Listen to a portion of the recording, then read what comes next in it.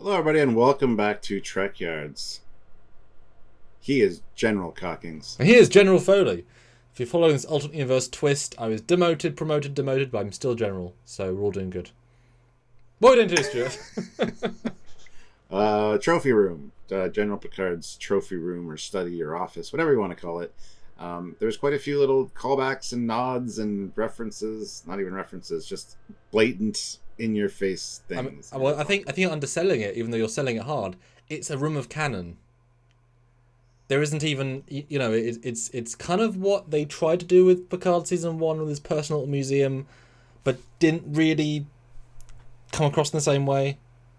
Even though they tried, it wasn't quite the same. This really, captures it, which is ironic because it's his evil self, and yet it captures more of the...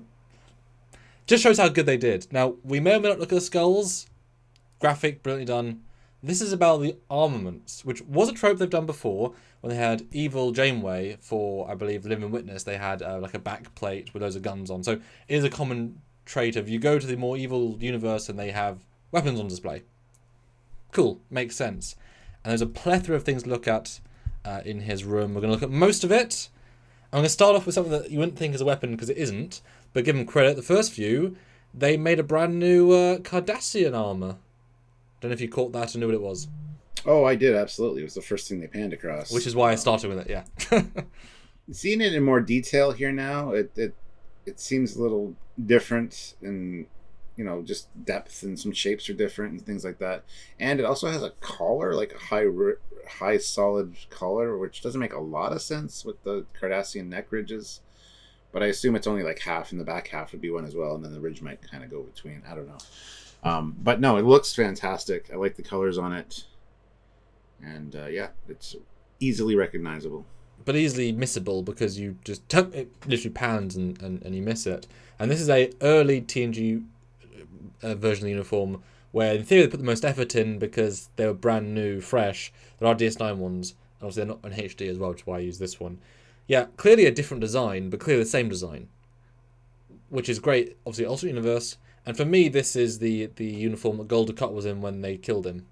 Which would explain the extra fanciness. Marking, yeah. One of the last generals of the Cardassian Resistance. This is what I wore when they killed him. It's yep, nope, I buy it. Yeah, because the one on the right would be a gull, like a captain. I'm sure this is an admiral or a general's kind of attire, especially from Gul Dukat. Would expect nothing less. So. And I really like the gold or the bronze trim. That's a really, really smart idea, I think. Oh, I'd say I've never actually noticed the writing in the grilling. I've never noticed that before. It might just be for this early TNG one, but I've never noticed it. So I really like how it's framed in this Picard version. It looks great. You can almost imagine that it's like Pa Wraith, scripture or something that he's put on his armor. I wouldn't be a bit surprised if he had done that. Deals with the devil, yeah. Oh, that's fun. I like that. Yeah, he can't resist in both universes.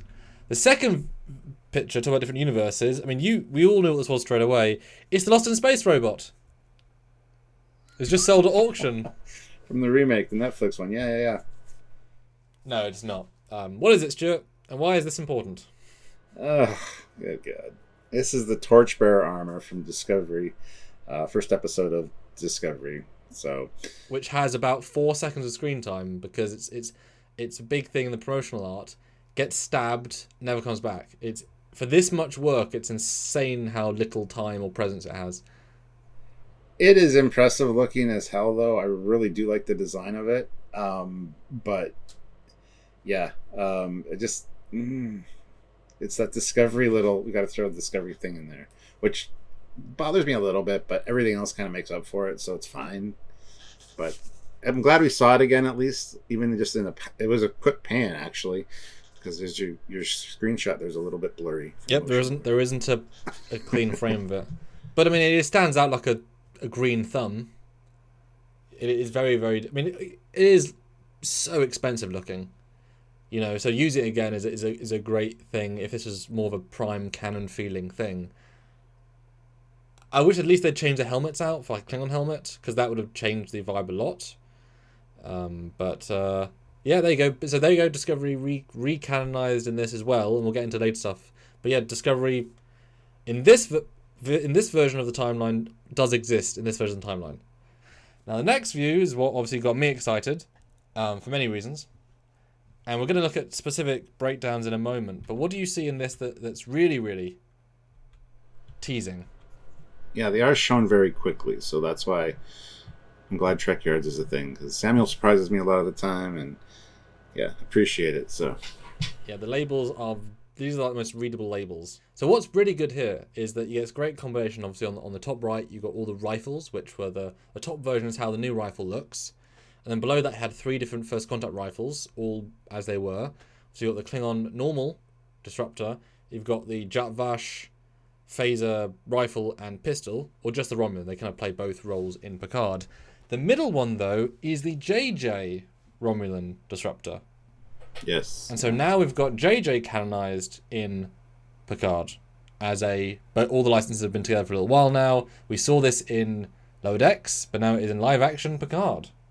Yeah, I was just going to point out Lower Decks in the market. They had a bunch of JJ type weapons as well in the one episode in season 1. So, but there you go. They've now got a 24th century Romulan disruptor, which I mean, I guess that would have been from the Prime timeline original version, so it would still exist in theory.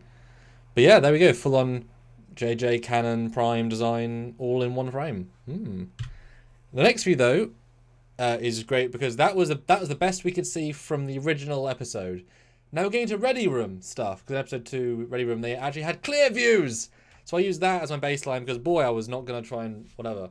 And you can see a lot more stuff here. And from top to bottom, I know I recognise that top left, but I can't find reference for it. I don't know what it is. Don't know where it's from. It's obviously Romulan or Klingon, but I couldn't find it. And we'll go back to what you think it might be in a second. To the right of that is Narissa's one-use phaser pistol, which actually has no reference beyond the screen cap, so that's why you can barely see it. But that's the Picard disruptor. Obviously, you've got the normal TNG Klingon disruptor, you've got the Romulan JJ disruptor, you've got the Cardassian disruptor, and at the bottom right, you've got a Riemann disruptor from Nemesis. So you've got Picard, JJ, TNG, DS9, and Nemesis all in one frame. Now, looking on the logos, which is the only thing I can see, there is a Romulan logo next to the top left. Yeah. Although they're also Romulan logoing the Riemann, which isn't true because the Riemann's clearly not the same aesthetic as the whatever. But I can't. I mean, it looks like a Picard era design. That's not a TNG design. That's a Picard era design, or a JJ, or a Discovery era design. But I can't. There's not enough clear view. I don't remember seeing it, but I don't remember seeing it in an episode as a hero shot. But I recognize the design. But it doesn't look like a Jatvash because that's next to it. They're not the same design, but they're close. So I don't know, Stuart. I don't know. Maybe it's like an unused JJ, unused Discovery Romulan phaser for a scene they cut or something. I don't know. I don't even recognize any of it. But great stuff. And I mean, it's fair to say they probably just pulled these out of their archives, the canon ones, because they're not going to rebuild all of these fresh props in such clearly perfect detail for one. Not even in the episode. You can't even see those bottom 2 in the episode. You just can't. The next view is some rifles, and once again we have the Romulan rifle. We have the Romulan knife, which is actually just a consumer knife that's in lots of things. It's a very, very common knife design. You can buy one today. You've got the JJ Romulan disruptor rifle in the middle. That very odd pipe gun. Looks Kazon to me. It doesn't look Romulan whatsoever, but hey ho. That's apparently Romulan. Hey. And then at the bottom there you've got the Riemann rifle from Nemesis, which is also a bit of a weird one, but looks like a pistol at least. And then the Riemann knife as well. A lot of Romulan goodness. Romulan and Riemann. But there's definitely a prevalence of rifles of the Romulan side. Any thoughts on seeing these? And again, JJ Cannon back in. I kind of like that they're including all the universes as far as weapons go. It makes for an impressive display. Now, what's going to make you sad, though, is the next view, what we didn't get to see, but was made. Yes, in a brief moment where one of the production designers takes the new phaser pistol to show compared to the Star Trek 6 one, you can see for a few split frames, in this frame, a accurate TOS pistol. So we were this close to recanonizing the TOS pistol. This close. But the fact they made it and put it tells us that is still a canon design. Because they made it and it was there on set. I'm sure it's probably just one of the Diamond Select ones. They use the Diamond Select ones for Inamir Darkly. They're easy, they're accurate. Just that's what I would have put in there. So what's that other one though? The first one on the left at the bottom. That's the Dominion. Ah. Dominion pistol. So they really dug deep, and obviously you got Star Trek 6 phaser, which is actually slightly different to the... It's painted differently to the... Because that's an original one that was sold. So it's slightly different painting-wise and design-wise. They was obviously using Star Trek 5 and 6, but it is a different looking version. They make multiple details different. So it's maybe the Star Trek 5 version they made new for 6. Who knows? But it's different. Kind of reminds me of my phaser wall when I had a phaser wall in the other room. I haven't put it back up yet. They're all just in a chest right now. We did get to see some Bajoran weapons as well, and I believe there was a Klingon rifle as well, but they were like super hard to see, and they're there, but they're not, as focused on, etc. So yeah, they put a lot of effort in, and they presumably took all the archive and said, all right, how many guns do you have? Wool, and easy. Didn't have to build anything. And keep in mind, when we're filming this, guys, David Blast hasn't released anything about this, but I'm sure there's probably pictures of those displays that might be released in high detail. So we might revisit this at some point, but we're not sure as of this filming of this. When this gets released, it could be that they've blown up on Twitter this weekend or something, and everybody's seen them. But as of right now, this is what we have. Just want to clarify that. And what is this? This is Friday,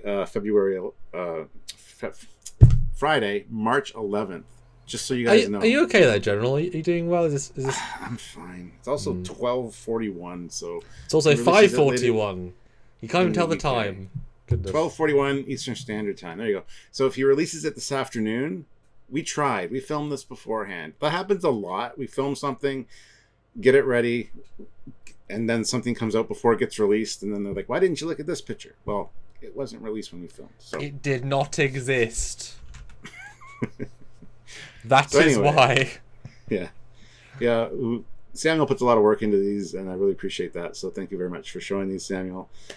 If we do get more, I'm sure we're going to revisit this. We might even do a live topic about these at some point if a lot of good ones come out. We love doing talking about the interiors of Stargazer and the bridge and stuff during a live. It was a fun discussion.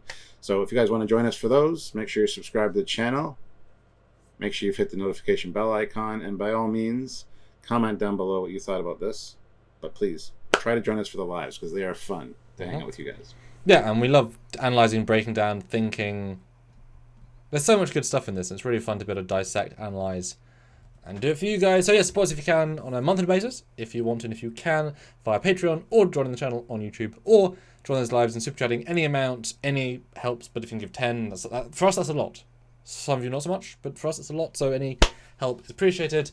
Or just PayPal if you can, trekyards@hotmail.com, and again, any amount helps, and it all goes towards ensuring we can keep the show going for days, weeks, years, and even more years to come. Don't want to go decade, that sounds a bit wow, but years to come. Alternate timelines, alternate realities as well. Yes, there you go. That's a big old commitment you're putting us there, Stu. It's a lot of us to give work to. It's true. Yes. So anyway, until next time, guys, he is still General Cockings. He's General Foley. We'll see you guys soon. Bye, guys.